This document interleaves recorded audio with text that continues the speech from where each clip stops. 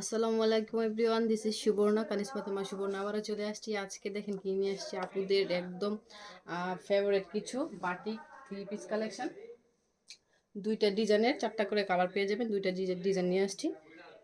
এগুলোই হচ্ছে আপনাদের যেটা টাইডাই বাটিক বলে, এগুলো হচ্ছে তুলি বাটিক, মোমতুলি বাটিক, জাস্ট ওয়াও কালেকশনগুলো।